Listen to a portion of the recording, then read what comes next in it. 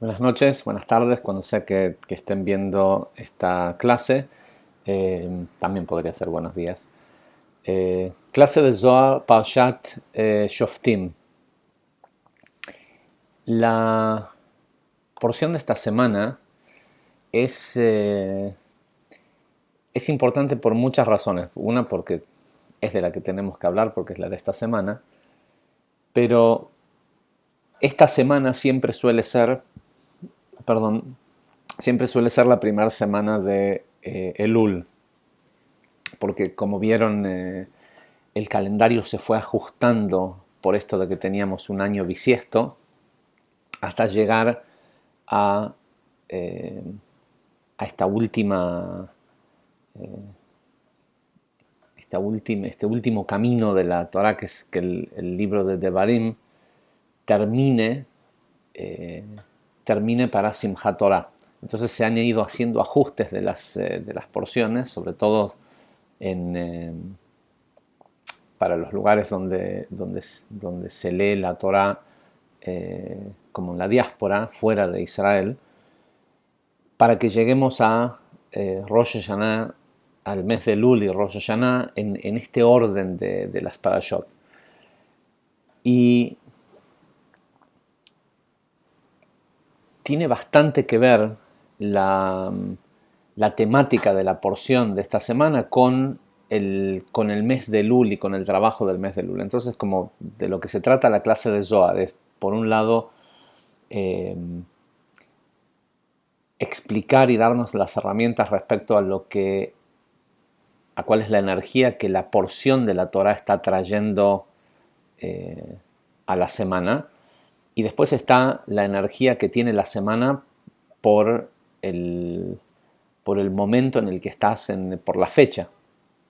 Sabemos que lo hemos explicado muchas veces, pero eh, las energías relacionadas con la Torah se revelan en el momento en el que ocurre físicamente en el tiempo un determinado acto y también en el momento en el que se lo lee. Por ejemplo, la energía de Pesaj, del éxodo o conexión con la libertad, se revela en el día 15 de Nisan, de Aries, en la luna llena de Aries, pero también se revela en la fecha que sea cuando aparece la porción o el libro de Éxodos y aparecen las porciones de Bo y Beshalach. Entonces, tenemos por un lado la energía que nos trae la porción de la Torah y por otro lado el tiempo en el que estamos viviendo. Y el tiempo en el que estamos viviendo es nada más y nada menos que Hodesh Elul, el mes de Elul o el mes de Virgo. Espero que hayan podido tener oportunidad de ver la conexión de Virgo de este año, de Rosh Hodesh. Eh, Entiendo, eh, no sé si es que si está publicado, si podemos asegurarnos de que junto con esta clase salga también el audio o el video de la clase de Rosh Hodesh, porque es importante, más allá de la conexión que se hizo en el momento, el sábado a la noche para Rosh Hodesh, es importante eh, tener una visión más global de qué se trata el trabajo del mes de Elul, del cual hablamos bastante en la conexión de Rosh Hodesh. Empezando con nuestra parashá, la parashá comienza diciendo, eh, ok, la parashá comienza diciendo, eh,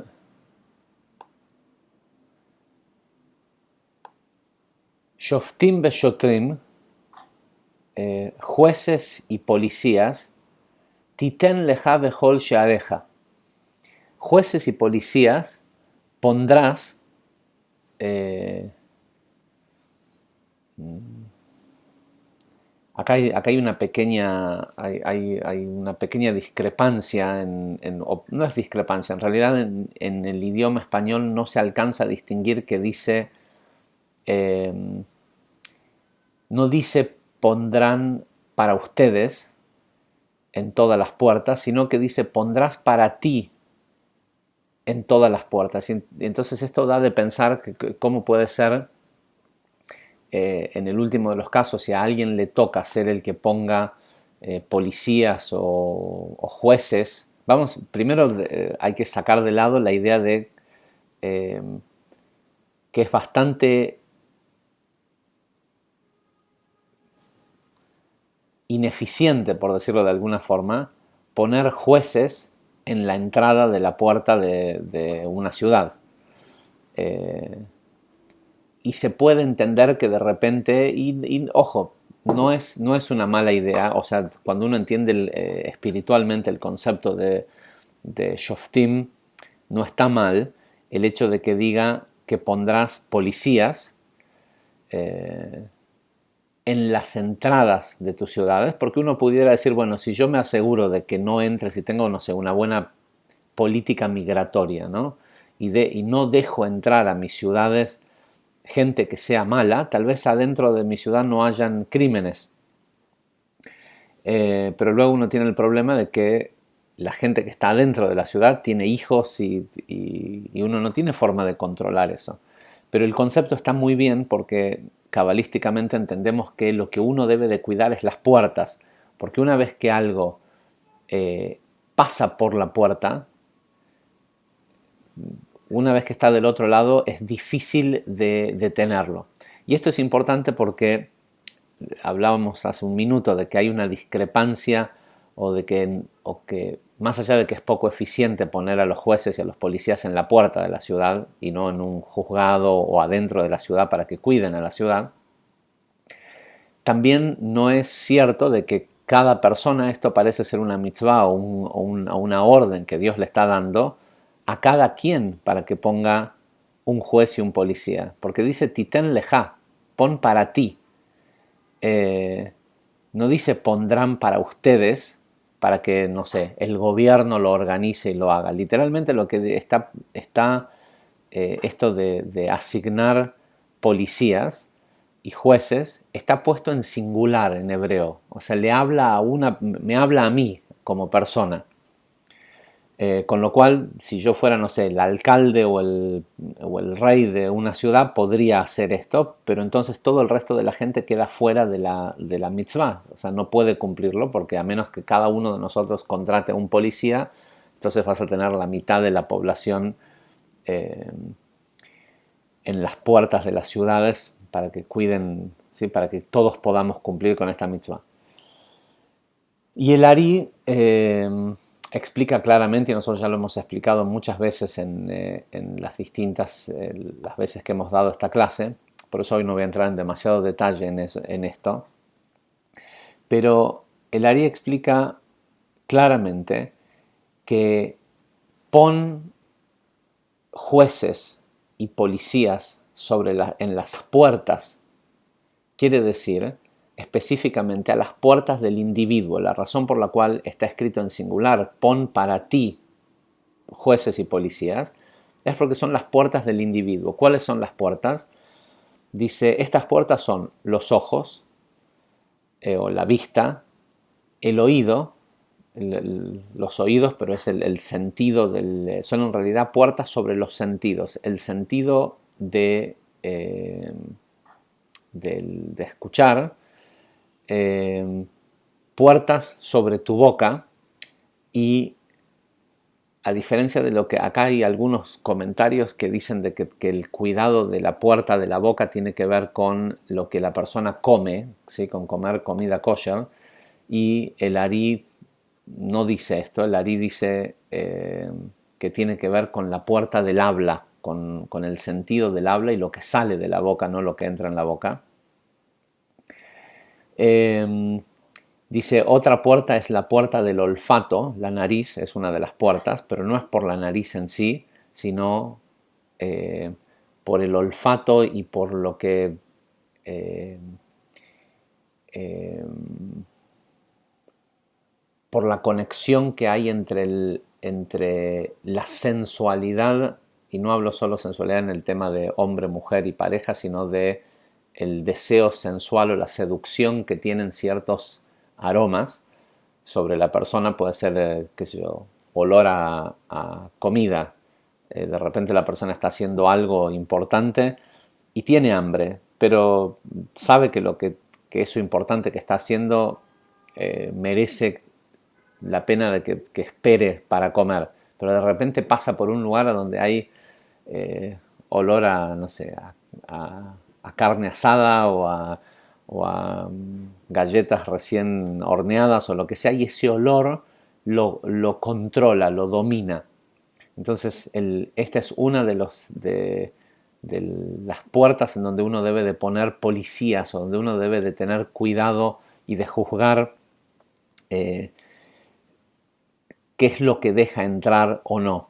Y específicamente la puerta del olfato es una de las más complicadas de controlar porque es invasivo, eh, y porque uno claramente puede distinguir con el olfato qué me va a dar placer y qué no. Eh, de, de hecho, el Zohar dice de que todos los sentidos, con la caída de Adán, fueron alterados y están en un estado corrupto, todos excepto el olfato, porque el olfato corresponde a Zeirampin. Y, por ejemplo, uno ve algo y no sabe si porque se ve bonito, si es bueno o es malo. En cambio, cuando algo huele a podrido, no te lo comas. Cuando algo huele bien, nos atrae. Generalmente las cosas que huelen bien son cosas que dan placer físico, ¿no? Eh, Eventualmente desarrollaremos el olfato de distinguir. De hecho, de los sentidos es el más confiable para poder distinguir qué es lo que es bueno también espiritualmente. El Ari no me acuerdo exactamente dónde, pero lo leí del Ari, que dice que cuando que alrededor de él siempre había como un aroma especial y, y dulce. Y ese aroma era porque dicen que donde se para un gran tzadik es como si fuera una embajada del jardín del Edén. Y el jardín del Edén tiene este aroma eh, particular. No sé si les pasa a muchos de ustedes, pero a mí es muy común que me suceda que eh, los recuerdos los tengo asociados con aromas, con olores. Si recuerdo algún lugar, alguna oportunidad, alguna cosa que me pasó importante en la vida, enseguida siento el olor de eso que sucedió. O incluso muchas veces cuando veo películas, cuando uno está viendo la película, uno siente el aroma del lugar que están mostrando. Y esto es porque el olfato es uno de los... es el más puro de los sentidos, es el que más conectado está a lo metafísico, porque la nariz y el olfato corresponden a Zeirampin, que es un plano por encima de Malhut, mientras que la boca, por ejemplo, el gusto en la cara, la boca representa Malhut, y la siguiente puerta, que es la puerta del tacto. La puerta del tacto está conectada con las manos y los pies, que también es Malhut, porque no estamos hablando de las manos como deseo, sino de la sensación que tiene la piel. Entonces uno debe de cuidar, según explica el Ari, estas puertas, y debe de poner sobre ellas jueces y policías. Y, y, y si prestan atención, no es lo mismo. No es lo mismo hablar de jueces que hablar de policías, porque tienen una función distinta. De hecho, si prestan atención, la porción dice Shoftim Beshotrim, dice primero jueces y después policías. Lo primero que una persona tiene que aprender a hacer es aprender a darse cuenta de que, de que lo que está mirando está alterando su espiritualidad, que lo que está comiendo o ¿sí? los sentidos o lo que está diciendo altera. ¿Sí? La primera parte es el poder, el aprender a juzgar que eso que estoy haciendo o eso que estoy dejando entrar por estas puertas me está alterando espiritualmente. Y después lo que necesito son policías. ¿Sí? El policía es un ejecutor, es como una fuerza pública que en realidad tiene como propósito ejecutar las leyes o las sentencias. Y el siguiente paso es hacer algo al respecto. ¿Sí? Tengo que situarme como policía sobre eso para asegurarme de que la ley del juicio que acabo de llevar a cabo cuando dije esto que estoy escuchando o esto que estoy diciendo o lo que sea me hace mal, es decir, me lleva hacia el mal, hacia el ra, el ratzon atzmi, el deseo egoísta. Una vez que ese juicio fue emitido, necesito que algo vaya y lo detenga. Y ese algo que vaya y lo detenga no es tan fácil, no puedo pedirle a un tercero que lo haga por mí. Tengo que ser yo, y el tener la fuerza de que se levante dentro de mí ese vigilante no es tan fácil. Y con suerte vamos a poder ver por qué, cómo es y dónde está la lucha entre el cuerpo y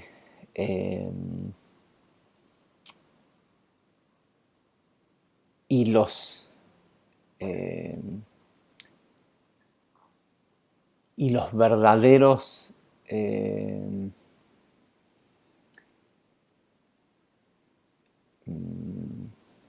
no quiero decirlo de una manera que la lucha entre el cuerpo y los verdaderos impulsos. ¿Quiénes son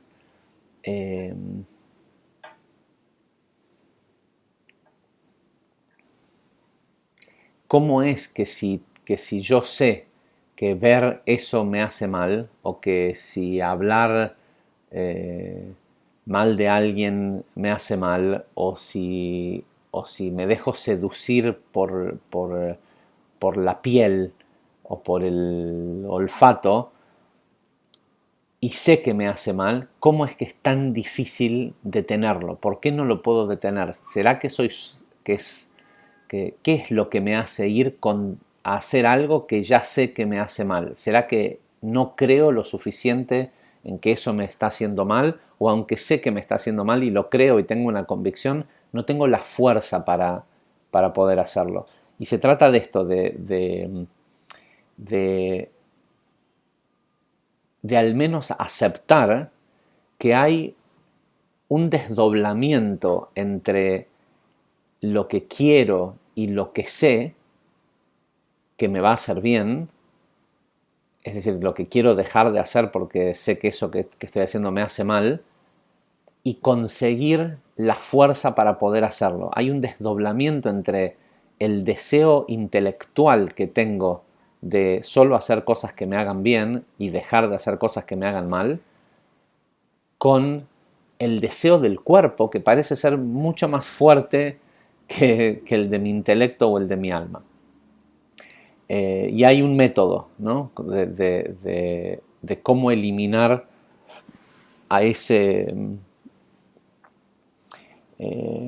fuerza opositora que tiene el cuerpo en contra de mi verdadero ser o de mi verdadero deseo, que de momento no es tan verdadero, porque al final lo que es verdadero es lo que termina manifestándose en el mundo físico. Entonces, si en el mundo físico se manifiesta el que igual no protejo las puertas, ese es el que en este momento es el deseo verdadero, porque todo deseo o el deseo más fuerte es el que lleva a una acción. Y si la acción es no protejo las puertas, ese es el deseo. Entonces, por lo menos tengo que empezar con estar al tanto de que no es cierto que creo o que tengo tanta convicción de hacer lo que es mejor para mí. Eso por un lado. Permiso. Por otro lado, la porción habla de, inmediatamente después de poner jueces y, y policías, habla sobre establecer un rey. ¿Sí? Dice, van a llegar a la tierra prometida y cuando estén en esa tierra van a querer poner un rey sobre ella. Y nosotros sabemos que está la parte de la Torá que está hablando de las leyes de cómo instaurar un reinado sobre la tierra de Israel, pero también sabemos que cuando la Torá habla de la tierra, se refiere a nosotros, a nuestro cuerpo físico. ¿Sí? El jardín en esta tierra, lo explicamos en el curso Moldeando la Realidad, la idea bíblica de propáguense y reinen sobre la tierra se refiere al intelecto del nuevo arquetipo de humano que descendió en Adán, que debe de propagarse, que era un arquetipo de un hombre perfecto, debe propagarse sobre la tierra, sobre el cuerpo, sobre Olam Asiá. Y lo cierto es que cuando Adán trató, no lo pudo hacer. Cuando trató de permear todo ese pedazo de materia que le dieron por primera vez eh, para que en ese hombre arquetípico se pudiera hacer toda la corrección de la humanidad. ¿Y cuál es la corrección de la humanidad? Que los intelectos divinos desciendan sobre la tierra y la reinen y se multipliquen, es decir, que el intelecto, ese deseo de cuidar las puertas o de hacer lo que es correcto, reine sobre todo el cuerpo y se desparrame por toda la tierra, es decir, por todo el cuerpo, hasta que no quede ninguna parte del cuerpo que tenga deseo de algo que sea sensualmente atractivo, aunque me haga mal. Entonces, Adán, el hombre primordial, falló al hacer esto y ahora el trabajo en realidad está dividido en esta gran cantidad de pequeñas partes de ese hombre primordial tratando de hacer lo mismo. Entonces, el concepto de, más allá de lo que dice la Torá acerca de un rey físico que rija sobre la tierra de Israel, tiene que ver con poner un rey que rija sobre, sobre nosotros mismos y, y que ese rey sea capaz de protegernos de los ejércitos que quieran atacar nuestras puertas.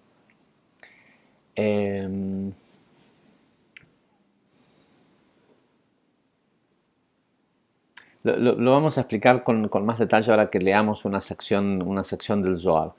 Pero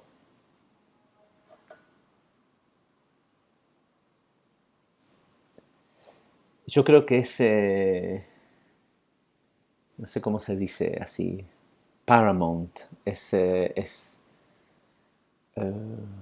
no se me ocurre otra palabra que primordial. En inglés hay una palabra que es como mucho más grande, pero creo que es primordial, eh, primordial y totalmente comprensivo de lo que es el trabajo espiritual, el entender que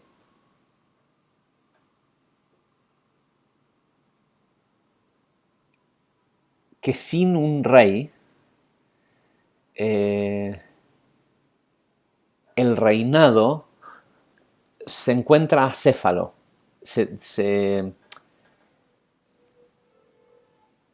Es hasta lamentable que todo el concepto este del que vamos a explicar se haya terminado traduciendo en una dinámica social en donde la sociedad para funcionar necesita un rey o un presidente, un sistema y necesita cortes y necesita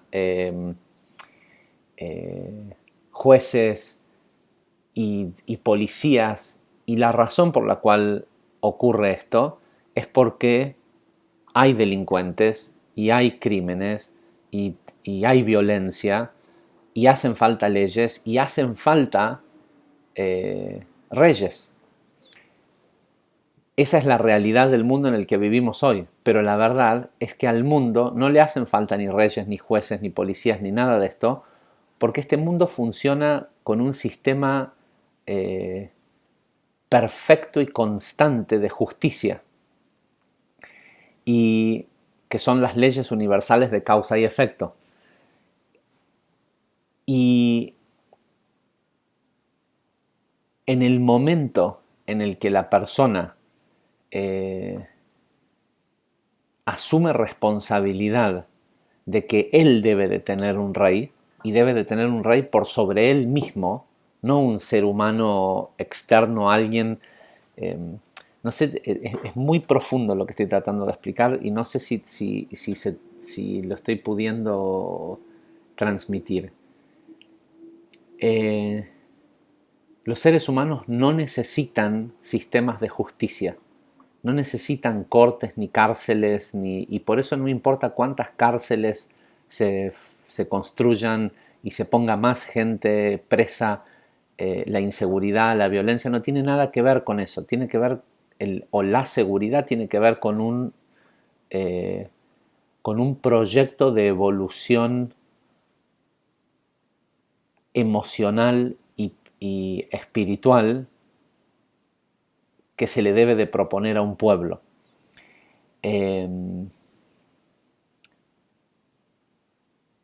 Es como que al final lo que hace falta, la imagen, lo que yo me imagino, al final hace falta una persona que tenga suficiente autoridad, que eventualmente es quien va a ser este famoso Mesías o este Salvador, que tenga el poder de gobernar sobre todo el mundo, pero que con ese poder lo que haga es decirle a la gente: ustedes deben de gobernarse a sí mismos. Y lamentablemente para el ser humano de hoy, como está hoy, hace falta que se lo diga a alguien que tenga el absoluto poder o la grandeza de poder gobernar al mundo entero y hacer del mundo lo que sea que quiera, y sin embargo that he would relinquish, ¿cómo se dice? Y sin embargo, a pesar de tener esa capacidad de poder, que esté dispuesto a soltarlo al poder para que la gente se gobierne a sí mismo. Si no es así, si no viene de alguien sumamente poderoso, se termina convirtiendo en una anarquía. Pero la verdad es esa. Y eventualmente cuando sea la redención final, este Melech HaMashiach, este Rey Salvador, de lo que nos va a salvar primordialmente es de los gobiernos, de los sistemas, de todo lo que el hombre ha tratado de inventar para suplir la falta de un rey individual. Y es increíble porque yo lo veo constantemente con la gente con la que estudiamos.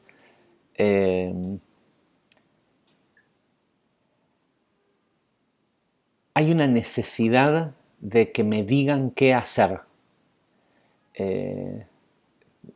Y de hecho es muy fácil ver si un sistema es virtuoso respecto a promover que cada quien establezca un rey para sí mismo. Y sé que ahora lo estoy dejando así en el aire, ahora voy a explicar qué quiere decir un rey para sí mismo. Eh, Uno puede medir la virtuosidad de un sistema para hacer eso en la dependencia o no que los alumnos o la gente, digamos, si fuera un reinado, los súbditos, tienen para con su rey.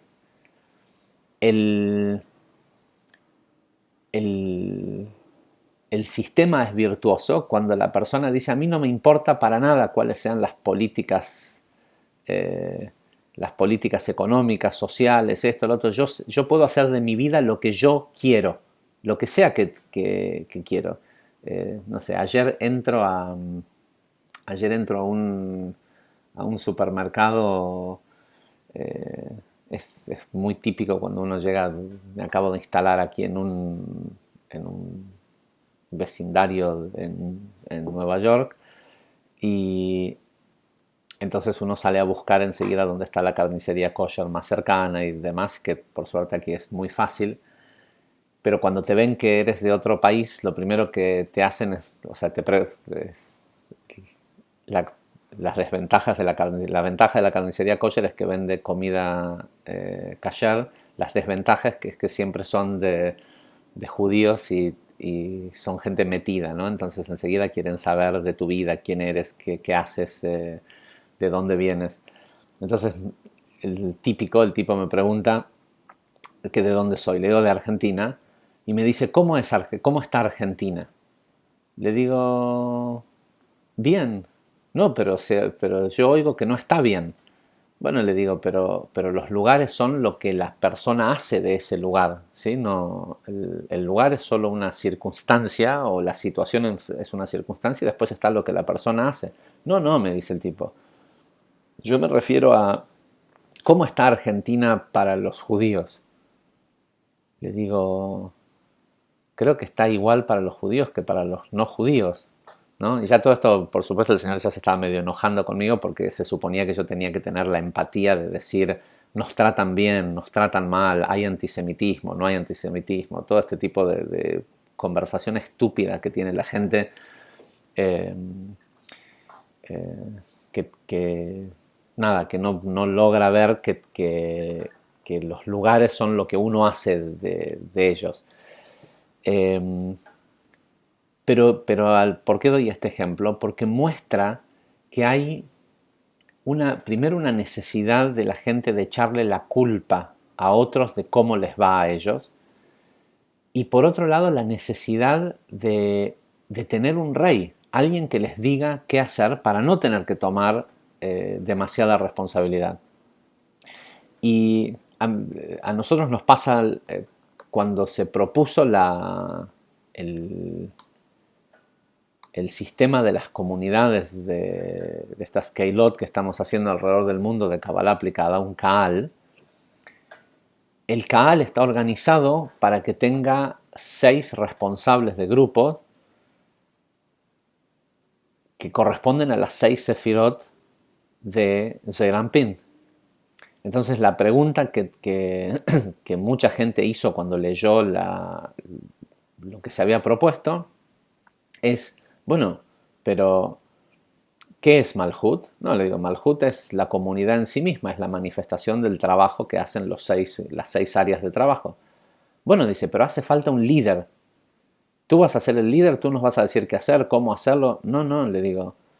eh, el, Kaal tiene que funcionar de manera horizontal y autónoma sin que nadie les diga qué hacer. Hay solo las leyes, ¿no? Están las leyes del universo y lo que nosotros diagramamos como eh, las guías, los guidelines de cómo manejar el Kaal, que son bastante abiertas. Entonces la gente cuestionaba y decía: no, pero tiene que haber. Y entonces, ¿quién va a ser Jochma y Binah? ¿Sí? ¿Quién va a ser el papá y quién va a ser la mamá? ¿Quién nos va a decir qué hacer? Y si prestan atención, en todas las comunidades judías del mundo está el concepto del rabino y la rabanit. ¿Sí? El rabino tiene que estar casado para tener una esposa, para tener un papá y una mamá. Y tener a alguien eh, a quién echarle la culpa, a alguien a quien preguntarle antes de hacer las cosas, y tener a alguien para quien poder de quien uno pueda decir, bueno, yo hice lo que tal y tal persona me dijo. Entonces después, si no me va bien, me peleo con esta comunidad y me voy a otra comunidad. Y lo veo también mucho con muchos de los alumnos que llegan a Kabbalah aplicada, han estudiado Kabbalah en otras instituciones. Instituciones en donde es casi elemental que la persona tenga un maestro, elija un maestro y que no haga nada sin consultarle a ese maestro. ¿Sí? Con lo cual la persona está cediendo el uso de su libre albedrío, lo cual es bastante más grave que espiritualmente, es bastante más grave que solo el hecho de que la persona no ponga un rey sobre sí mismo, sino de que está cediendo energía. Cuando una persona hace esto, que acepta sobre sí mismo que alguien le diga qué hacer, lo que está haciendo es que también está dándole a la persona que le dijo qué hacer la energía de eso que la persona hace.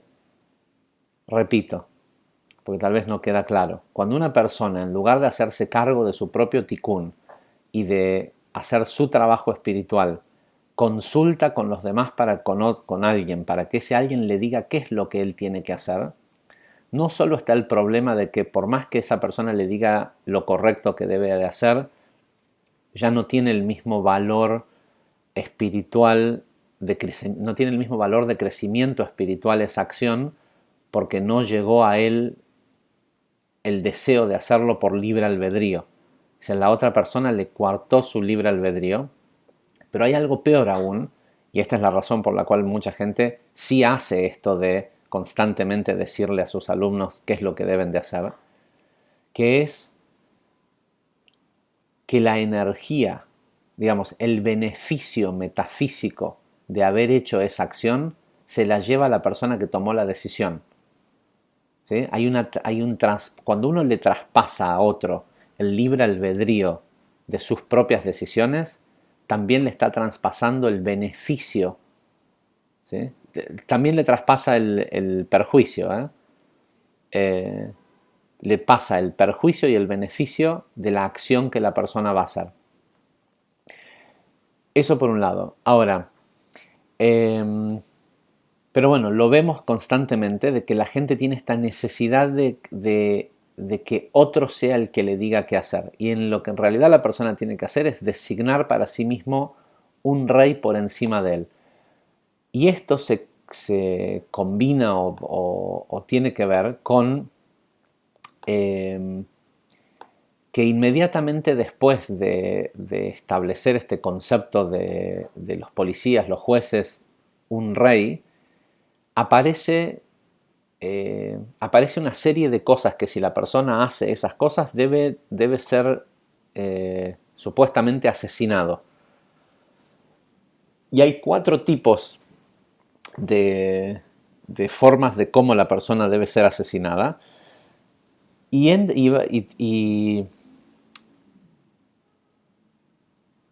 no es que la gente, el pueblo, tiene que participar en asesinarla. Entonces, primero que nada es raro. O sea, si me pediste que ponga jueces y policías, que se encarguen los policías de asesinar al transgresor. Si algo conlleva la pena de muerte, ¿por qué tiene que ser el pueblo el que vaya y mate a la persona culpable? Por otro lado, sabemos que el trabajo que tenían los jueces era tratar de probar que la persona es inocente, no que la persona es culpable. Sí, en la ley actual, la fiscalía, la justicia trata de probar que la persona es culpable, la fiscalía es un acusador y la persona acusada debe de recurrir a un abogado defensor, alguien que defienda sus derechos y trate de probar su inocencia.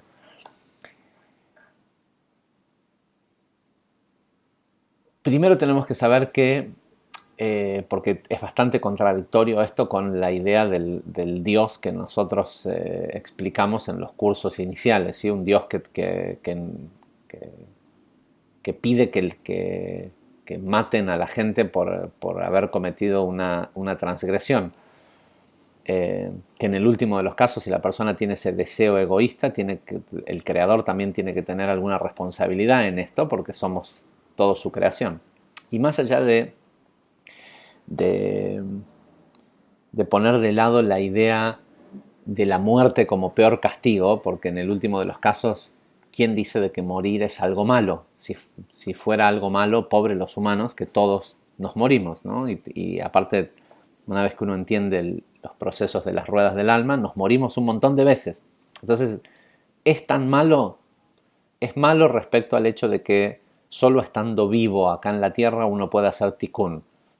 Pero morirse siempre es producto de no poder seguir haciendo tikkun, sea porque ya lo terminaste o porque en esa situación como está dada no se puede seguir haciendo tikkun. El cuerpo muere, la persona vuelve, a veces en 11 meses ya la persona está de vuelta naciendo en este mundo y teniendo la oportunidad de seguir. Entonces, primero tenemos que entender que a pesar de que aparecen en la Torah estas leyes, el Midrash dice que nunca se llevó a cabo una ejecución. Y después el Talmud dice que un Sanedrín que acusa que lleva a la ejecución a una persona cada 1000 años, un ser humano cada 1000 años, es considerado un Sanedrín o una corte sanguinaria. Entonces, ¿para qué poner todo esto en la Torá? ¿Sí? ¿De qué se trata de esto de hablar de matar a esta gente o al transgresor del que haga tal y tal cosa y poner aparte que digan que lo maten? Pero no, lo pueden matar ahorcado, lo pueden matar con la espada, lo pueden matar con apedrados, y hay un montón de formas de cómo puede morir. Y el Zohar respecto a esto explica lo siguiente.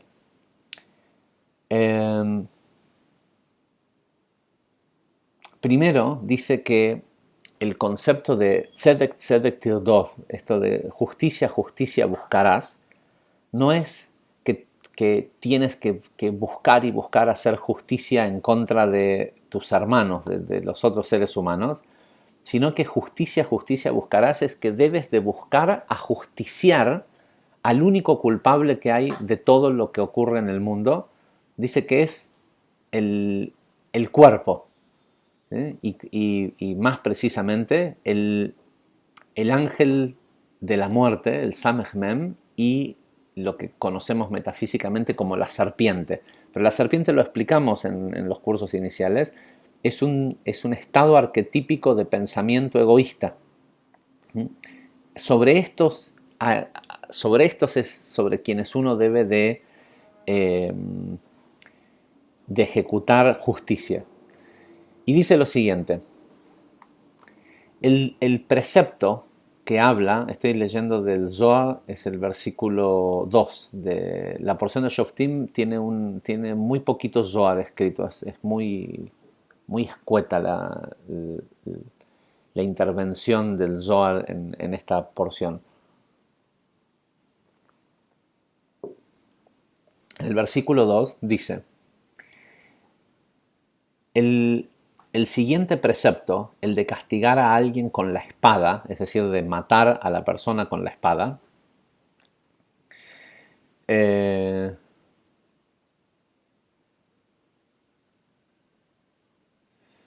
dice, el de matar a alguien con la espada, con estrangulación, con siendo apedreados o siendo quemados, tienen el siguiente significado. lo primero que debemos preguntarnos es ¿a quién castigas con estos horribles juicios? ¿Sí? El de ser acribillado con la espada, estrangulado por medio de ser ahorcado o colgado, apedrado o quemado en una hoguera. Dice, ¿a quién castigas con estos horribles juicios? Solo al Samech Mem, solo al ángel de la muerte.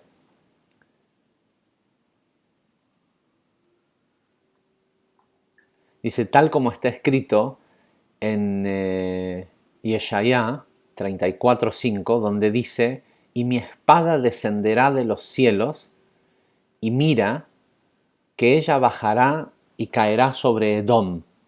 ¿Sí? Edom es simbólicamente lo que nosotros conocemos como, hoy literalmente Edom es Roma, pero Edom tiene que ver con los reyes de Edom, con los submundos del caos. Y Rabash Lag agrega esto, queriendo decir de que ese juicio de que baje, de que descienda la espada de los cielos y caiga sobre Edom, se refiere que caiga sobre el Samech Mem, que es el ministro o el ángel regente de Edom. Dice la espada.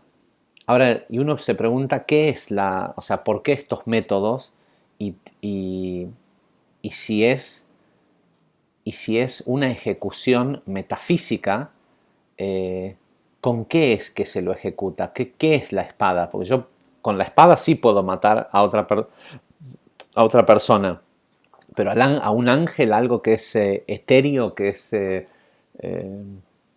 sí que es una entidad metafísica, ¿cómo hago para matarlo con una espada? Entonces el Zohar explica. Dice, la espada del santo, bendito sea él, es su nombre. ¿Sí? Dice, la letra Yud del nombre Yud Kei Vav Kei es la punta de la espada, porque es un punto, y la letra Yud es un punto, es una letra que es solo un punto.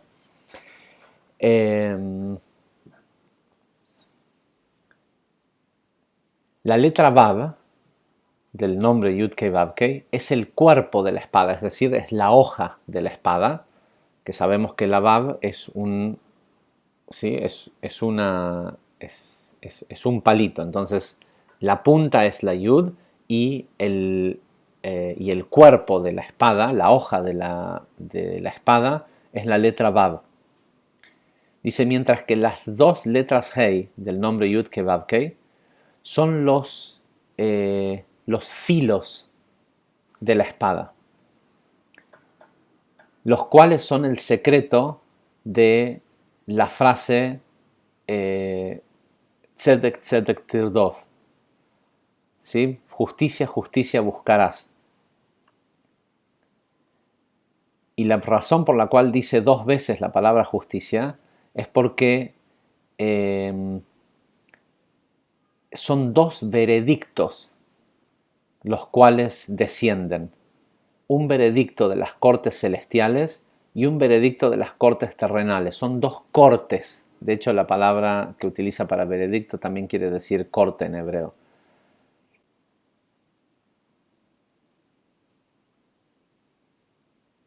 Dice, y por eso tenemos que entender de que no existe nada que una persona pueda hacer aquí abajo a menos que reciba permiso desde arriba.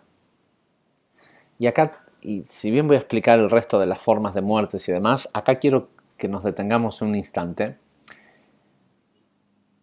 Lo primero que hacia donde estamos yendo, y lo va a ir explicando cada vez con más detalle, es que uno debe de poner por encima de uno mismo un rey. De la única forma que uno puede matar al ángel de la muerte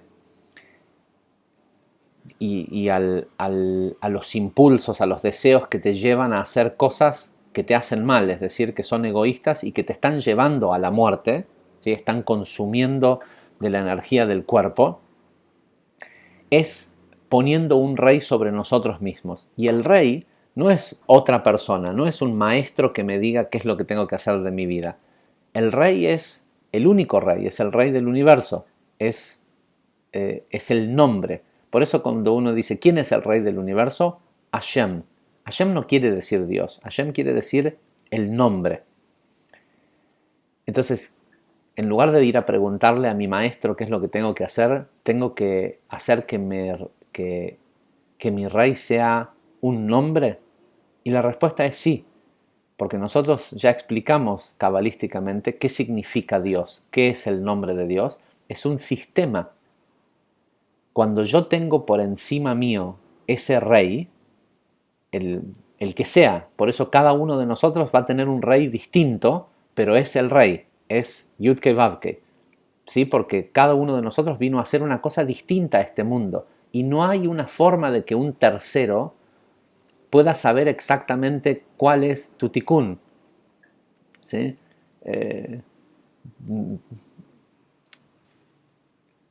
Una persona como el Ari podía ver las vidas pasadas de la persona y decirle qué había hecho mal y qué tiene que corregir.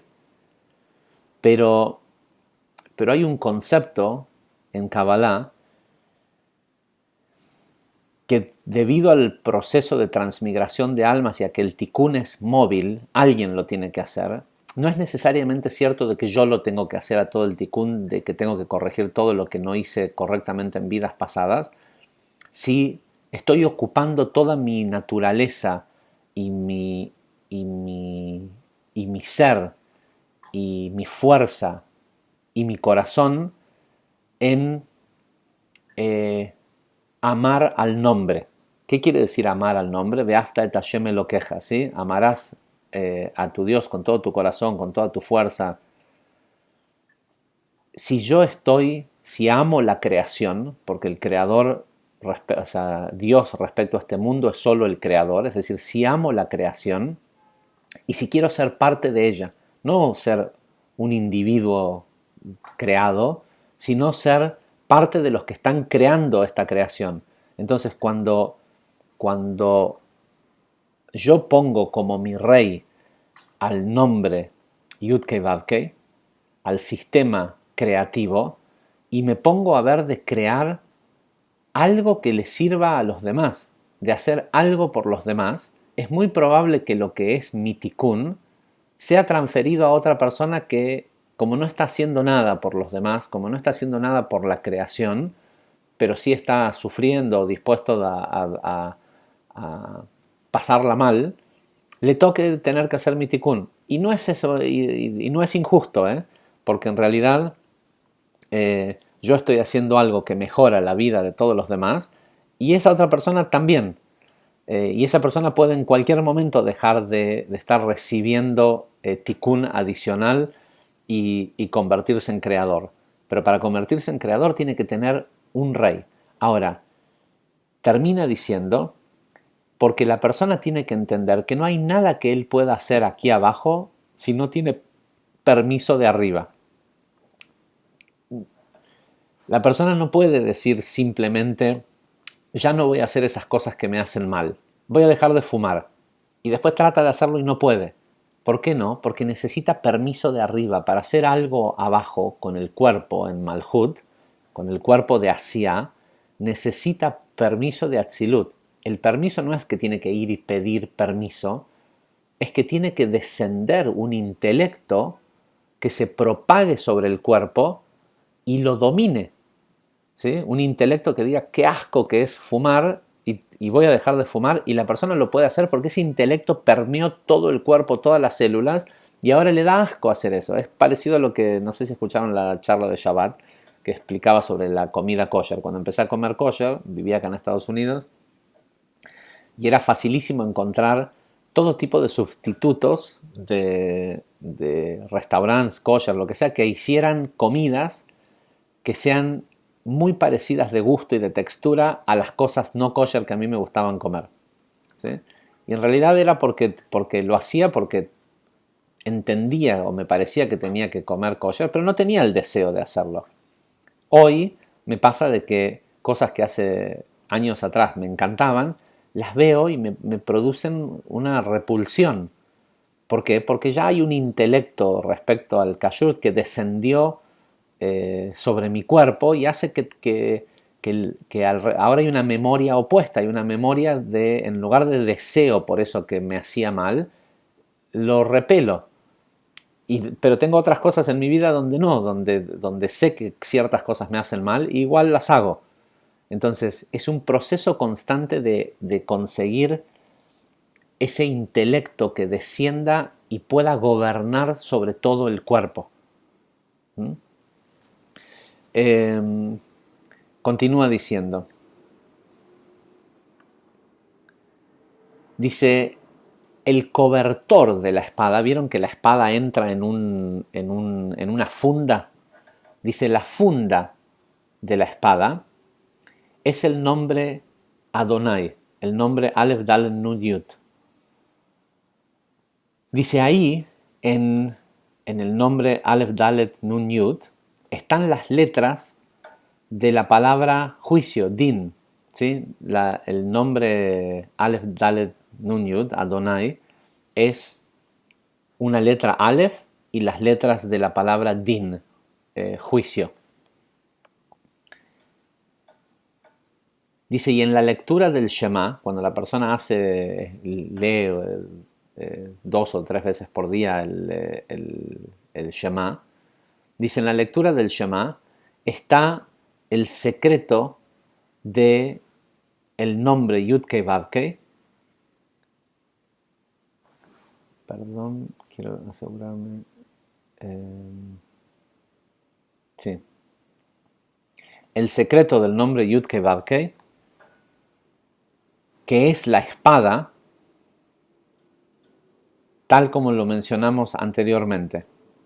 ¿Sí? Cuando la persona dice el Yud-Kei Vav-Kei, cuando la persona dice el Shema, está enfundando la espada, esta espada que puede descender desde el cielo y... es decir, la persona necesita, acá lo que va a hacer es dar una correlación entre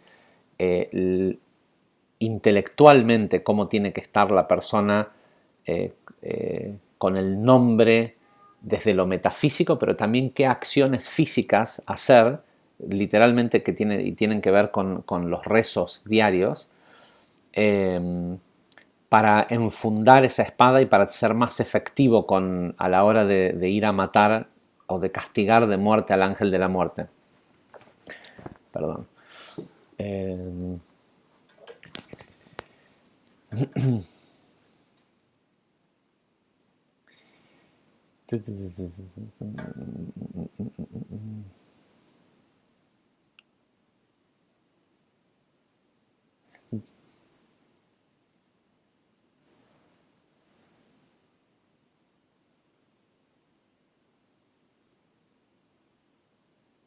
Ok, dice, y acerca de esto, de cuando una persona dice el Kriyat Shema, dice el Shema, es que está escrita la frase de Teilim de Salmo 149, versículo 6, que dice las altas, ¿cómo se dice esta palabra? Alabanzas hacia Elohim en su garganta y 2 filos de espada en sus manos, en su mano.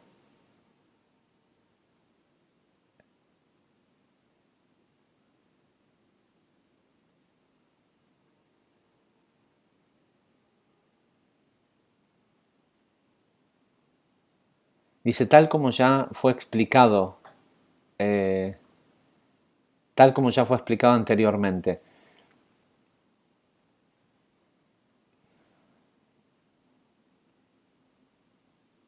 Dice, en los justos, la vida del mundo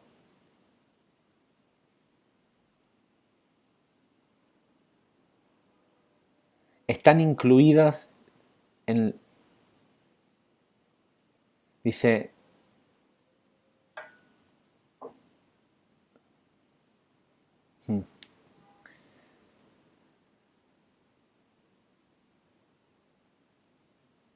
Ok, esto es muy interesante. Dice, en, en el justo, a tzadik, ¿sí? En el justo, la vida del mundo, ¿sí? Como entre paréntesis, ¿sí? En el justo quiere decir la vida del mundo, están incluidos todos las 18 bendiciones. Siempre que aparecen 18 bendiciones se refiere a la Shmona Esra, a la Amida. Perdón. Eh,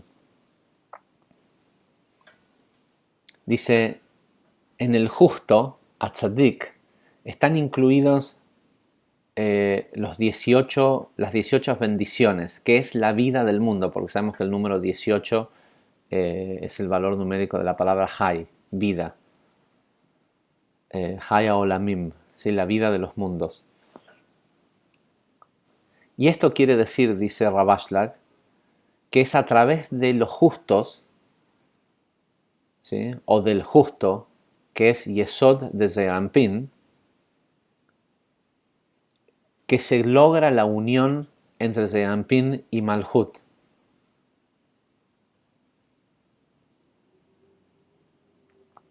Y este es el secreto de las 18 bendiciones de la Amidá. ¿Sí? El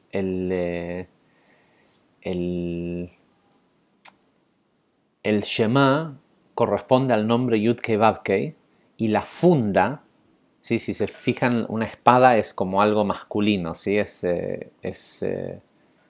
Puede sonar como una imagen media fálica, pero tiene la forma de una Vav, de Zeranpin y de Yesod, y la funda de la espada es hueca, en el sentido de que es nukva, nekeva, es un orificio, una cosa hueca. Dice, y dijimos que la funda corresponde al nombre Aleph Dalet Nun Yud, Adonai, y que la espada corresponde al nombre Yud Kevavke, y Yud Kevavke corresponde eh, a Zerampin o a los mundos metafísicos, mientras que Aleph Dalet Nun Yud, este nombre que conlleva un cierto estado de juicio, porque parte de su nombre es el nombre Din, el nombre juicio, es la funda y es Malhut. ¿Sí? Siempre que aparecen los nombres de Dios, Yud-Kei Vav-Kei corresponde a lo metafísico y el nombre Aleph Dalet Nun Yud corresponde al mundo físico. Dice, y es a través de Yesod, lo justo, por eso esta idea de justicia, justicia buscarás, que la espada entra en la funda. Dice, y se logra la unificación entonces la espada es Yud-Kei Vav-Kei y es el Kriyat Shema, y la funda es el nombre Aleph Dalet Nun Yud, que es Malhut, y es las 18 bendiciones de la Amidá.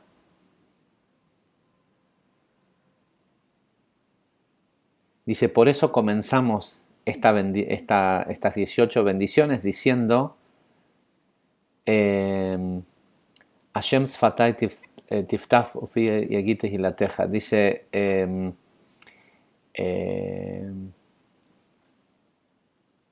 no utiliza el nombre Yud-Kei Vav-Kei, utiliza el nombre Adonai, Sfatai Tiftach, que abra mis labios para que mi boca sea para que mi boca sea la que diga la bendición que voy a decir, las 18 bendiciones. Esta es una frase que sale del Salmo 51, que se dice siempre antes de comenzar la Amidá. Dice, ¿qué quiere decir cómo se entiende esta frase? Mi boca, ¿sí? Mi boca quiere decir la apertura que se produce, o la apertura que produce Yesod en Malhut, la cual es llamada Adonai. En ella, en Yesod, la espada entra dentro de la funda. Esa es la unión del nombre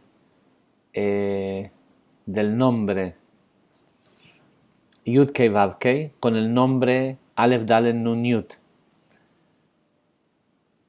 la cual solo se logra a través de Yesod.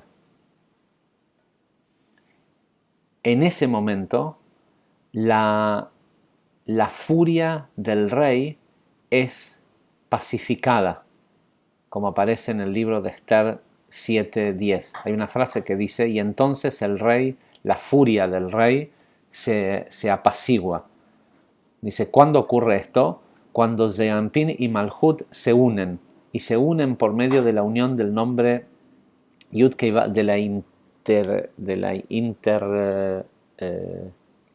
se me fue la palabra, de intercalar el nombre Yud Kei Vav Kei con el nombre Aleph Dalet Nun Yud. No sé si vieron cada vez que hacemos Birkat Hamazon, que hay unas conexiones para sustento, hay una conexión abajo que empieza con el nombre Yud Kei Vav Kei y empieza Yud, Aleph, y están el Yud Kei Vav Kei y el Aleph Dalet Nun Yud unidos. Y si se fijan en hay muchos libros de rezos en donde no aparece el nombre Yud Kei Vav Kei escrito, sino que aparecen dos letras Yud.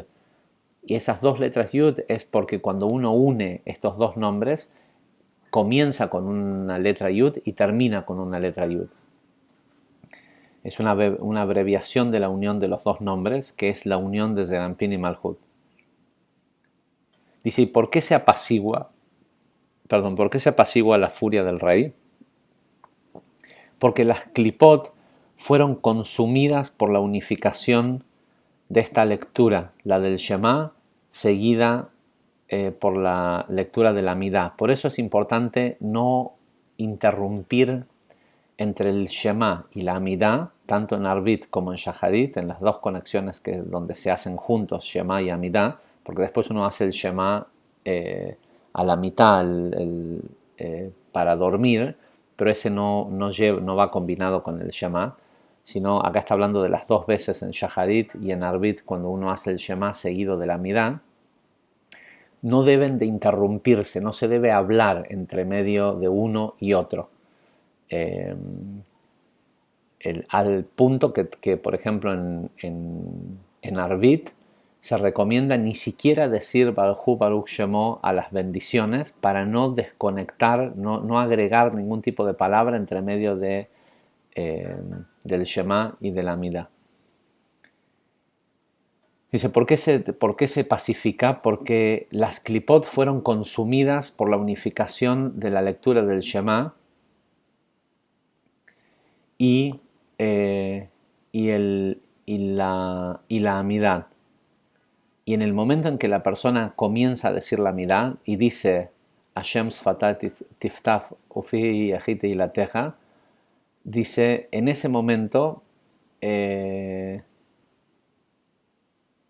lo sueltan. ¿Sí? Las klipot sueltan a la persona. Entonces cuando decíamos, ¿cómo es que el cuerpo tiene tanta fuerza? Porque no es solo el cuerpo, hay tikkunim y entidades y muchas cosas de mucho tiempo que están ahí peleando. Y una de las formas de combatirla es a través de la lectura del Shema y de la Amidá. Dice, la unión de los dos nombres, Yud Aleph Hei Dalet Vav Nun Hei Yud, es la integración de Zeranpin y Malhut. Con lo cual esta es una buena meditación, esta combinación, y empezando con la letra Yud, no con la letra Aleph, porque hay una forma de intercalar los nombres empezando con la letra Aleph, pero eso solo se utiliza para el Kaddish. Y no sé si saben que la unión de estos dos nombres tienen el mismo valor numérico que la palabra Amén. La suma de los dos da da 91.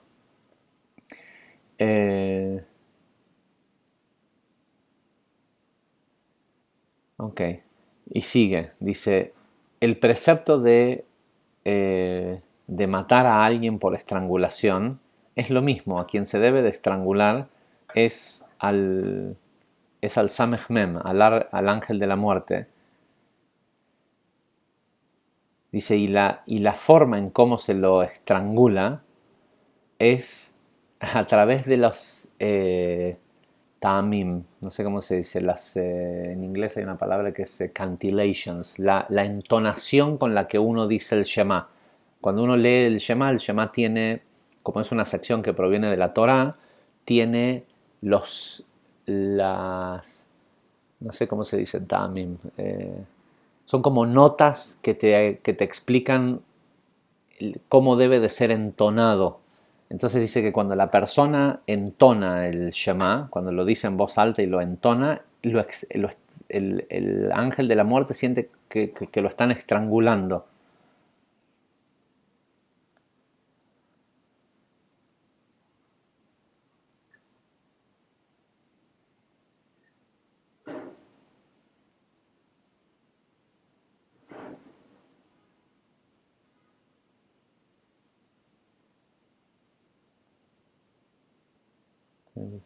Ok, es sumamente técnico esta sección.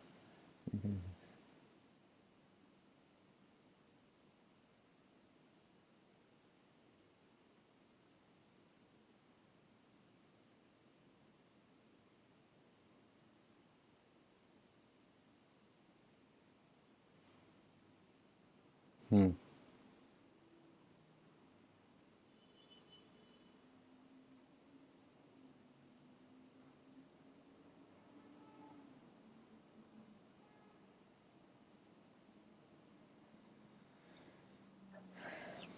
Ok, no sé si estoy viendo la hora que es el tiempo de clase que llevamos, ya 1 hora y cuarto, y no sé si vale la pena explicar con tanto detalle la interacción de los valores numéricos de los nombres de Dios y demás, pero para que tengan una idea, los cantillations, los acordes de cómo cantar el Shema, eh, lo estrangulan en el nivel del nombre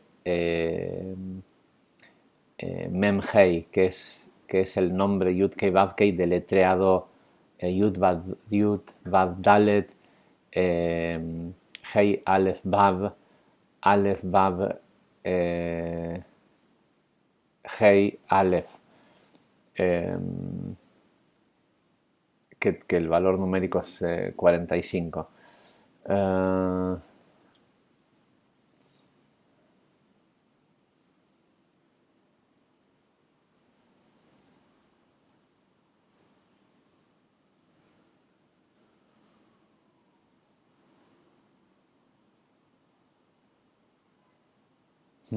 y después dice de que el proceso en sí del ahorcado con una cuerda, que es la que lo estrangula, dice la cuerda es la letra Vav porque es un palo, ¿sí? Dice las dos letras Hei son las manos de la cantidad de dedos de la mano derecha y de la mano izquierda. Dice, y la letra Yud es literalmente la estrangulación, porque donde estrangula se hace algo redondo y la letra Yud es un punto. Dice, y ese es el lugar en donde se estrangula al Samech Mem, al ángel de la muerte, y a la serpiente.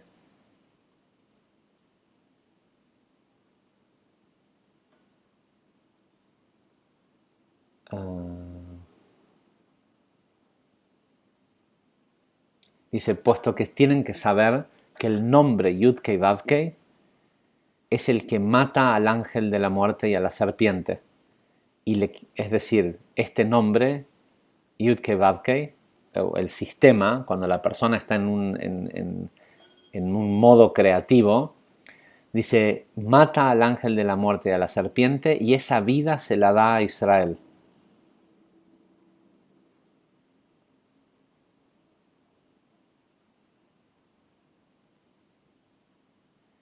Dice, y por eso es que está escrito en Devarim 32-39, dice, por eso es que está escrito, ahora mira, yo, incluso yo, soy Él, y no hay otro Dios, otro Elohim, excepto yo, puesto que yo lo he matado.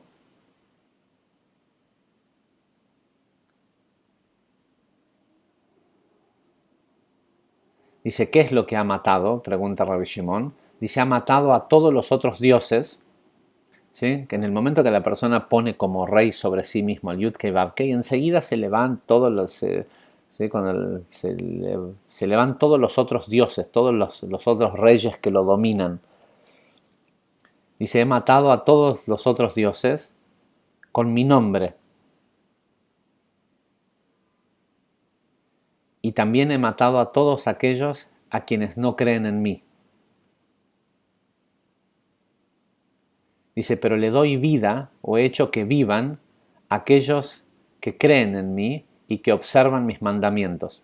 Y acá entró el concepto de mandamientos. Antes estábamos solo con que el Shema y la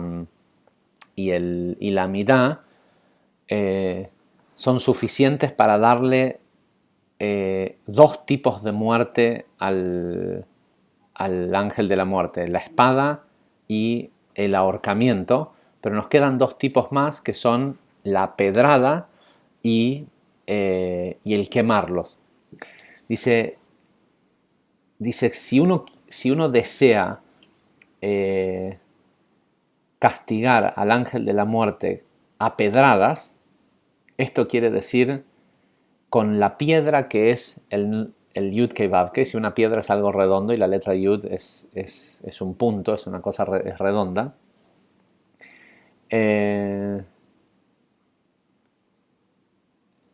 Dice, es decir, si uno quiere castigarlo con la piedra que es la Yud, esta es tirada con 5 dedos, que corresponde que son la letra Hei. Y cuando la mano se estira para tirar la piedra, esa mano estirada es la letra, ese brazo estirado es la letra Vav.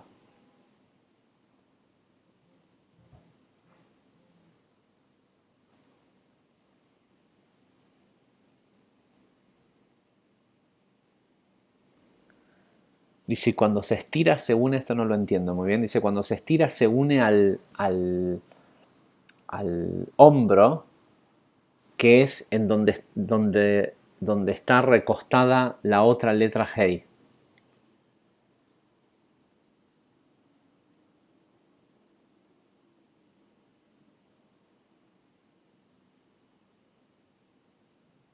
Ajá.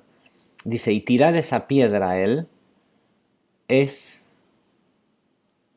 y tirarle esa piedra está implícito en la pronunciación de el nombre Yud Kei Vav Kei, pero este es el nombre Yud Kei Vav Kei cuando está deletreado con la letra Aleph, que es Yud Vav Dalet, Hei Aleph, Vav, Aleph Vav y Hei Aleph. Esto no, honestamente no entiendo muy bien cómo es que uno lo castiga al ángel de la muerte con esta idea de la pronunciación de... Pero dice que es el equivalente a tirarle las piedras. En algún momento, a lo mejor durante la semana, tendremos el mérito de entenderlo mejor y poderlo explicar en la clase de Shabbat. Ok, y finalmente dice, para castigar al ángel de la muerte, al Samech Mem, con la hoguera, esto es a través de la madera, o lo que sería un árbol, ¿sí? La madera proviene de un árbol. Y tiene que ver con encender fuego, ¿sí? Prender fuego a ese árbol. Dice, bendito sea el cuerpo, se refiere al cuerpo de un humano, bendito sea el cuerpo que está hecho de madera. En Argentina tenemos un dicho que cuando alguien es muy torpe para hacer una cosa le decimos que es de madera, ¿sí? Porque no tiene la flexibilidad o no es bueno, no sé, para bailar, para lo que sea. Dice, bendito es el cuerpo que está hecho de madera. Dice, sus miembros se refiere a los 248 segmentos del cuerpo. Dice, sus miembros son pedazos de madera en los cuales el fuego debe quemar. ¿Cuál es el fuego? Es el fuego de los mandamientos. Cada uno de estos miembros del cuerpo pueden quemar al ángel de la muerte, al Samech Mem, gracias a la suprema Shejinah, que es Binah, la cual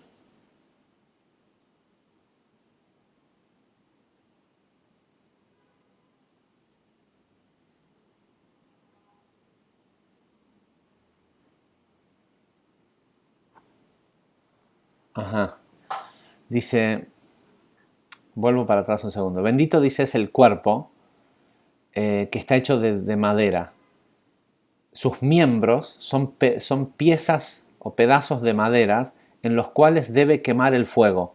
¿Cuál es el fuego? Es el fuego de los mandamientos, ¿sí? De las mitzvot.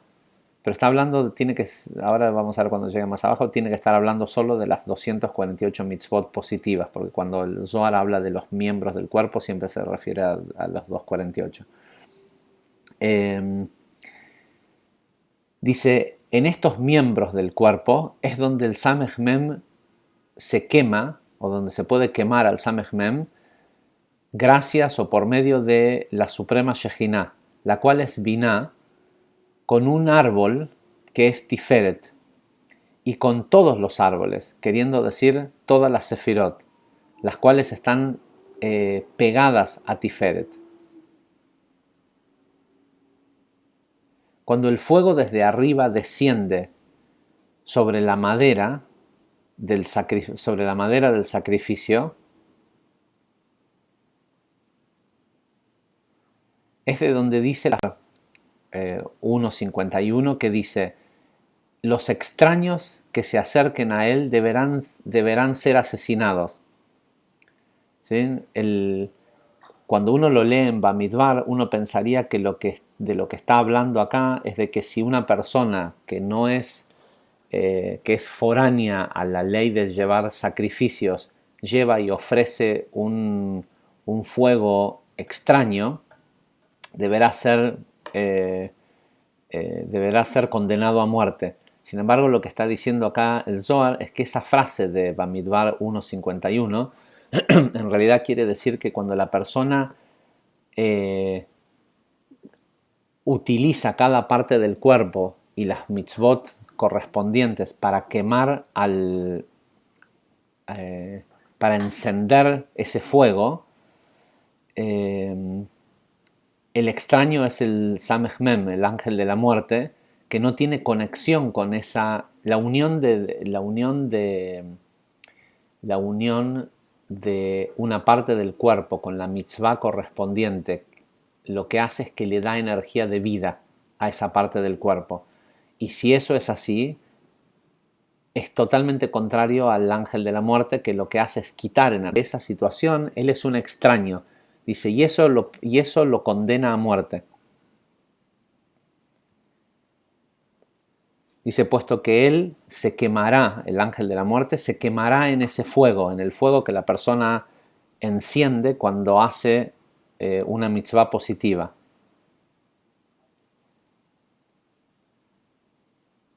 Y eso es lo que quiere decir la frase de Vaikra 6.5 que dice de que el fuego del altar deberá permanecer encendido todo el tiempo. ¿Sí? La idea de un fuego eterno, de un Ner Tamid, se refiere a que la persona debe de mantener ese fuego prendido cumpliendo las 248 mitzvot o preceptos positivos.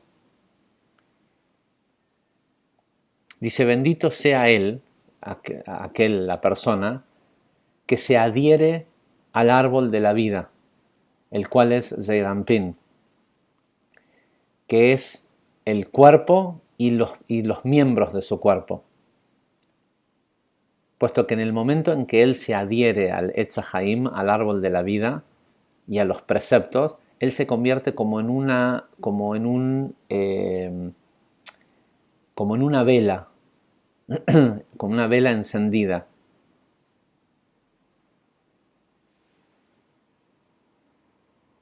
Dice, y cada rama, dice, y su cuerpo, el cuerpo de la persona, pero el cuerpo también del árbol de la vida, tiene ramas, y cada una de estas ramas es una vela encendida, que son los 248 preceptos positivos, las cuales corresponden a las 248 partes del cuerpo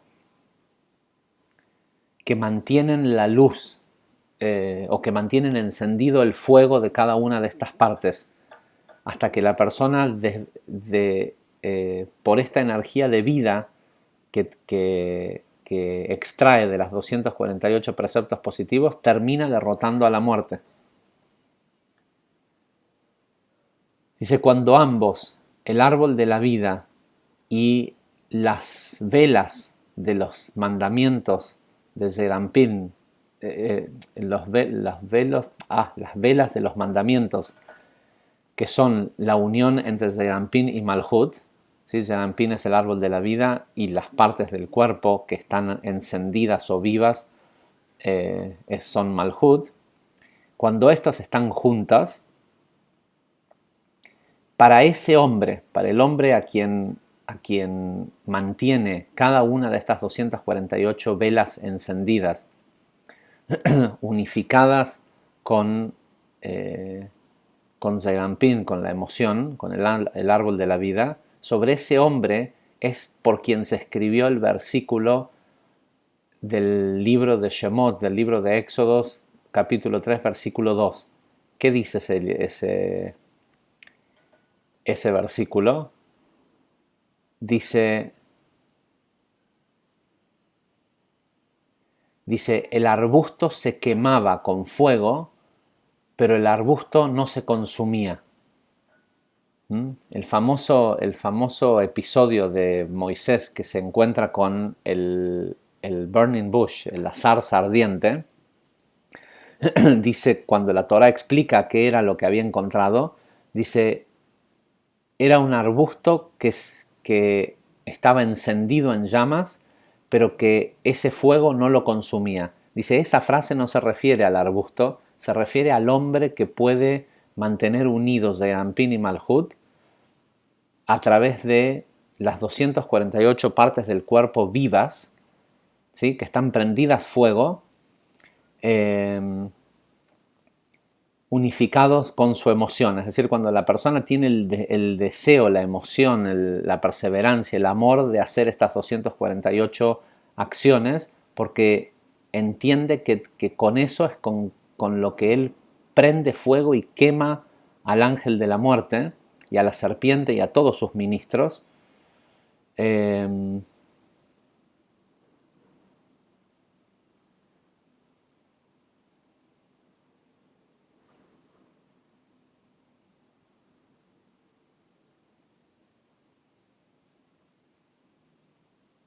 Dice que estos ministros y el ángel de la muerte y todo esto no son otra cosa más que espinas que están adheridas al árbol, a las ramas del árbol, y que deben de ser consumidas, ¿sí? Las acciones, las 248 preceptos positivos y la unificación de esos preceptos en la parte de Malhut del cuerpo junto con la emoción de la persona, consumen las espinas, dice, las espinas del árbol, pero se mantiene encendido mientras que las frutas, las hojas y las frutas, las hojas y las ramas del árbol no hacen combustión. Dice, eso es lo que el santo, bendito sea él, le estaba mostrando como preludio, ¿cómo se dice? Como un adelanto a Moisés cuando le mostró la zarza ardiente de lo que él iba a recibir, que era la Torá, que consistía en estas 248 mitzvot positivas, que lo que le estaba mostrando figurativamente era en lo que él se iba a convertir una vez que recibiera la Torá. Ok, tardísimo, ¿no? Se hizo larga. Ok. De eso se trata. O sea, se trata de hacer de uno mismo un laboratorio de experimento en donde el resultado final es terminar quemando esas espinas, los resentimientos. Las espinas son los resentimientos, las emociones negativas que están adheridas al cuerpo. Esas espinas, eso es lo que te hace no poder dejar de fumar o no poder dejar de hacer lo que nos hace hacer cosas que nos hacen mal y que sabemos que las deberíamos dejar de hacer, pero no tenemos la fuerza de hacerlo. La forma de comenzar a hacerle combustión a eso es empezar a estudiar un poco más cuáles son los 248 preceptos positivos de la Torá. Y decir, ¿sabes qué? A lo mejor no tengo tantas ganas de, no sé, no tengo tantas ganas de empezar a comer kosher.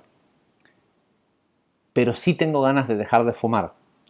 Y sé que querer dejar de fumar no es fácil, pero no es tan difícil comer kosher. Entonces, como comer kosher es algo que no me resulta tan difícil, ¿sí? O a lo mejor a algunas personas sí, pero buscas una de las 248 mitzvot que no te resulte tan difícil hacer, y haces eso pensando en que la energía de vida con la que estás conectando para esa parte del cuerpo que corresponde a esa singular mitzvah de una de las 248 mitzvot es suficiente para encender un fuego que debilite al ángel de la muerte y a sus ejércitos y a la serpiente que están tratando de consumirme por dentro. ¿Sí? Porque si prestan atención dice que las espinas están pegadas al árbol en Zeirampin. Es en la emoción desde donde me están consumiendo. Por otro lado, quería hacer una última aclaración respecto al mes de Elul, y seguramente vamos a estar en todas las clases de Zohar hablando más acerca sobre todo también en Shabbat, del mes de Elul. El mes de Elul, y escuchen la clase de este año escuchen la clase de este año de Rosh Hodesh Elul, porque creo que fue interesante, está bueno que la tengan presente. El mes de Elul es todo acerca de uno mismo. Durante todo el año uno tiene la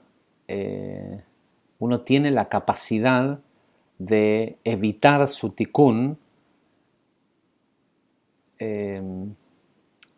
haciendo por los demás. Y es lo que acabamos de leer, ¿sí? Este es el concepto de Shoftim Beshotrim.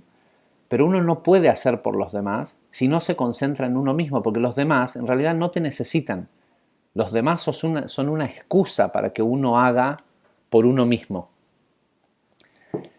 Porque uno no modifica el tikkun de los demás. Uno descubre la cura contra el cáncer y la persona se muere atropellada por un auto, si se tiene que morir. ¿Sí? Entonces, es el esfuerzo de querer corregir el mundo y hacerlo mejor que me corrige a mí mismo, no al mundo. Lo que tengo que buscar es mi corrección. Y el mes de Elul se trata de eso. El mes de Elul se trata de ver qué es lo que yo hice mal, ¿sí? Sacar cuentas. Todo lo que yo me pueda acordar que hice mal en este año anterior o incluso en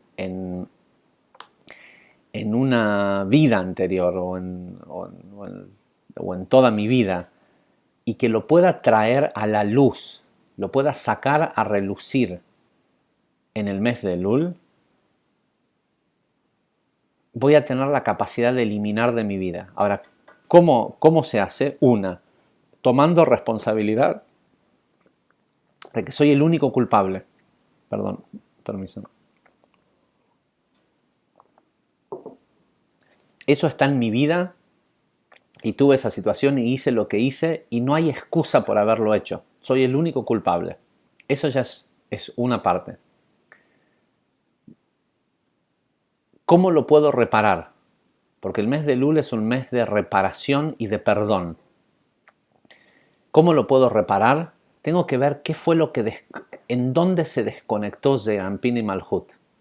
Y si puedo, tengo que ir y tratar de hacer un esfuerzo físico por reparar si ayudé a romper una relación, si lo que hice destruyó algo físico en este mundo. Pero eso es lo menos importante, porque los demás también tienen tikkun y tienen su parte de responsabilidad. Mi parte es hacerme responsable 100% y entender que eso generó una desconexión entre Zeir Anpin y Malhut, entre lo metafísico y el mundo físico. La idea de Teshuvah, Tashuv Hei, de arrepentimiento, sí, me arrepiento de haberlo separado y demuestro el arrepentimiento haciendo algo para reunificarlo. Y reunificarlo puede ser decir, bueno, voy a empezar a hacer algo, no sé, voy a empezar a hacer alguno de estos 248 preceptos positivos para reunificar, porque donde se desconectó Zeir Anpin y Malhut es en mí, no es en el universo. El universo sigue estando todo en el Olam Ein Sof, en un estado de perfección. En donde se desconectó Zeir Anpin y Malhut es en mí. Y cada uno de estos preceptos positivos unifican una parte de mi alma y mi cuerpo, es decir, de Zeir Anpin y Malhut. Y lo otro que tengo que hacer es perdonar. Pero a quien tengo que perdonar primordialmente es a mí mismo. Si yo no me perdono a mí mismo de haber hecho eso negativo o eso que creo que merezco un ¿cómo se dice? Punishment, un castigo por eso que hice, no voy a poder tener espacio para recibir la luz de Rosh Hashanah, porque la luz de Rosh Hashanah es una luz que no tiene afinidad alguna con el concepto del castigo. Entonces, y como el libro de la vida, el lugar en donde tengo que inscribir esa nueva realidad, ese nuevo ser que quiero experimentar y que quiero ser, es en mi mente. Siempre y cuando en mi mente siga teniendo la idea de que me merezco un castigo por haber hecho tal y tal cosa, no estoy dejando lugar o coherencia para después ir y decir quiero una vida plena. ¿Cómo voy a decir que quiero una vida plena e inscribirlo en mi propio libro si yo mismo pienso que me merezco castigo y me merezco carencia por tal y tal cosa que hice? Entonces, es importante no hacernos los tontos de que no hicimos lo que hicimos. Sí lo hicimos, y de lo que se trata es de entenderlo, saber que lo vamos a hacer de una manera mejor la próxima vez y perdonarnos a nosotros mismos. Gente, hasta la semana que viene. Chodesh Tov otra vez.